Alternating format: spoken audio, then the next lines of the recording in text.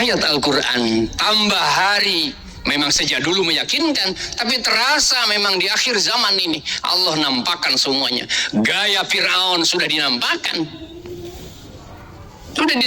semua. Tidak ada yang disembunyikan. Yang merasa lebih pas untuk menentukan sebuah kategori hukum, yang bisa menentukan keputusan, seolah merah putihnya atau hitam putihnya Indonesia berada di tangannya. Naudzubillah min dzalik. Apa yang harus kita lakukan? Sederhana. Yang paling sederhana, yaqtarabal nasi hisabuhum wa hum fi ghaflatin muridun. Jangan masuk dalam ruangan pengabaian ayat-ayat Allah. Kalau tidak mengabaikan, ya harus kemudian menyikapinya. Jangan merasa tenang kalau ayat Al-Quran yang dibaca hari ini kemudian belum lancar. Tidak usahlah dihadapkan kepada ahlinya. Sebelah saja mendengarnya pusing kepala. Lain baca panjangnya, lain baca pendeknya. Banyak huruf-huruf baru yang dikeluarkan yang tidak sesuai dengan makharijil hurufnya. Jangan tenang-tenang hanya karena kemudian banyak amalan alam kebaikan. Persoalan Al-Quran, persoalan yang paling prinsip, karena itu menyangkut komunikasi dengan Allah.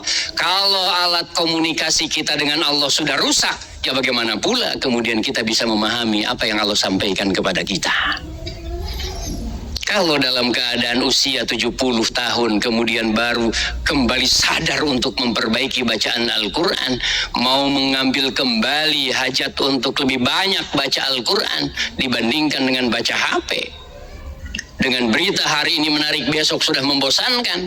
Ada kesadaran, ada kekuatan, ada makhluk yang kemudian membisik pada diri kita dari diri kita sendiri. Kamu mau kembali kepada Allah.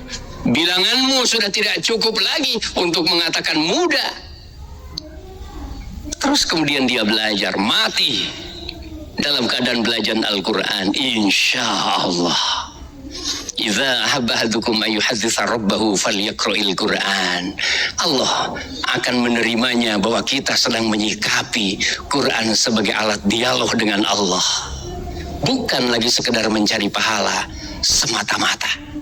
Syukur kalau kemudian apa yang sudah dilakukan oleh kita semua masuk pada ruangan tadabbur, bahkan kepingin mengaktualkan. Daripada menunggu infak yang banyak, sudahlah yang kecil ini keluarkan. Daripada menunggu punya uang dan tidak punya, ya sudahlah bahagiakan orang dengan berterima kasih atau tersenyum. Jangan menunda kebaikan dari hal yang paling minimal sekalipun, karena di hadapan Allah tidak ada yang kecil. Hal jazaul ihsani illal